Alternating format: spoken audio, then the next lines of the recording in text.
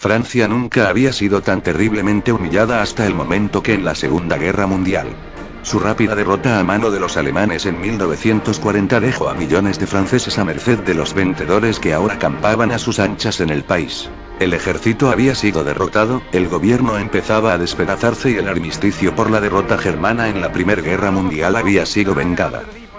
Aún así a una Francia le tocaría vivir varios años tristes hasta su liberación en 1944. El derrotado país se vería dividido en dos zonas, la zona ocupada por las fuerzas alemanas y la Francia de Vichy, esta considerada territorio libre, con capital propia, economía y fuerzas militares.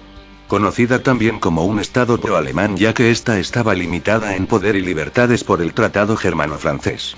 Esta solo podía disponer de un número limitado de 100.000 tropas sin armas pesadas y la flota francesa debía estar anclada en sus puertos.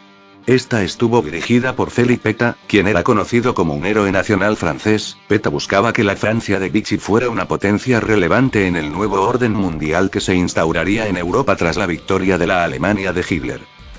Aunque hubiera colaboradores franceses en 1942 empezaría a surgir los contrarios a la ocupación, la conocida resistencia francesa. Aunque los rebeldes franceses se dividirían en dos, la resistencia, quienes empleaban tácticas de sabotaje en las ciudades y los maquis. Estos últimos actuaban más como una guerrilla que se movía por la campiña francesa buscando dar golpes mayores no solo a los alemanes, sino a los vichistas también franceses. Así la Francia partida viviría un estado de miniguerra civil hasta la llegada de los aliados. Uno de los episodios más llamativos sería la batalla de Glières. Ya para 1944 los aliados occidentales ya planeaban un desembarco en Francia, pero para ello necesitarían el apoyo de la resistencia. Se buscaba que focos guerrilleros sólidos que actuaran en la retaguardia alemana durante las operaciones. El lugar elegido sería la meseta de Glières en los Alpes. De 1450 metros a nivel del mar, el lugar parecía indicado para que los maquis franceses pudieran resistir y además poder ser aprovisionados por la Real Fuerza Aérea para que las tropas alemanas estuvieran distraídas.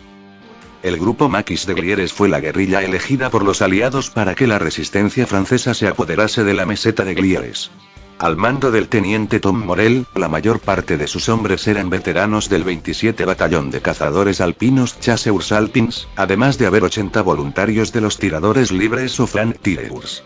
También entre los partisanos hubo algunos extranjeros como por ejemplo varias decenas de exiliados republicanos de España que habían huido tras la derrota en la Guerra Civil Española, así como unos pocos comunistas italianos y el oficial británico Richard Aries Locke que gestionó el apoyo aéreo con 161º Escuadrón de Reconocimiento de Aviones del modelo Lysander.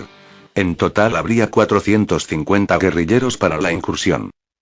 Aunque no ajenos a esto, los alemanes tenían conocimiento de algún intento aliado junto a los resistentes franceses, por lo que varias unidades alemanas serían trasladadas a la zona de los Alpes, entre ellas un regimiento de cazadores de montaña y milicianos de la Francia de Vichy.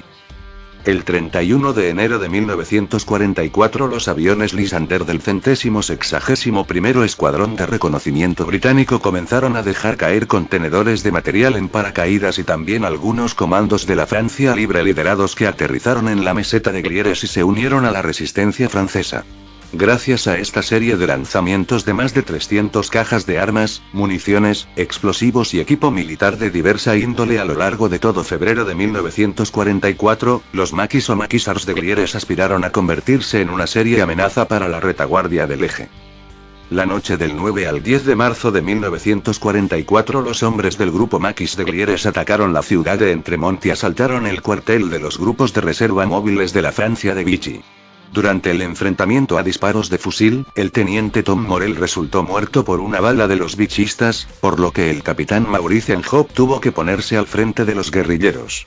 Así fue como al cabo de unos minutos, finalmente los partisanos se apoderaron de Entremont, redujeron a los grupos de reserva móviles e hicieron prisioneros a una decena de soldados vichistas, lo que permitió despejar un campo de cultivo cercano a la urbe para recibir una serie de paquetes lanzados por los aviones británicos. La mañana del 10 de marzo de 1944, los aparatos del 161º Escuadrón de Reconocimiento británico dejaron caer en paracaídas varios contenedores con suministros para los maquis.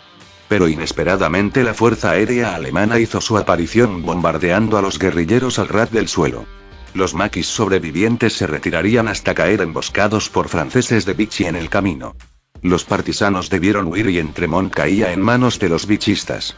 Hasta el 26 de marzo del 1944 el Eje no inició la contraofensiva cuando 5.100 efectivos entre 3.000 soldados del ejército alemán y 2.100 del ejército de Vichy contando 1.400 hombres de los grupos de reserva móviles y 700 de la milicia francesa, atacaron desde los valles exteriores la meseta de Glières. Tanto por tierra y aire los maquis serían castigados. De esta forma los guerrilleros fueron asaltados por tropas de montaña alemanas y vichistas lograron rodear a los maquis quienes se rindieron a cambio de pocas bajas del Eje y capturar a cerca de 210 resistentes. El otro grupo de maquis correría la misma suerte al ser cortada su retirada por más tropas montañistas cayendo 80 prisioneros en sus manos poniendo fin a la batalla. La batalla de Glières constituyó un completo fiasco para la resistencia francesa porque no se logró consolidar ningún grupo partisano en la meseta de Glières y encima las bajas fueron gigantescas en comparación a sus enemigos. Precisamente, tal fue el ridículo propagandístico que los británicos intentaron dejar el revés como una heroica resistencia hasta el último hombre. El fracaso dejó en evidencia que la resistencia francesa no era ni por asomo la fuerza insurgente bien estructurada y capacitada como la soviética, polaca o yugoslava. Entre otros análisis, la concepción de la toma de Glières era disparatada e imposible de tener éxito ya que los maquis debían mantener la posición como por un año, además que la meseta era llana, no una cumbre o terreno escarpado que posibilitaría una defensa inexpugnable. En toda la batalla el Eje sufrió solo 21 muertos entre 4 alemanes y 17 vichistas franceses, mientras que los maquis tuvieron bajas totales con 140 muertos y 300 prisioneros.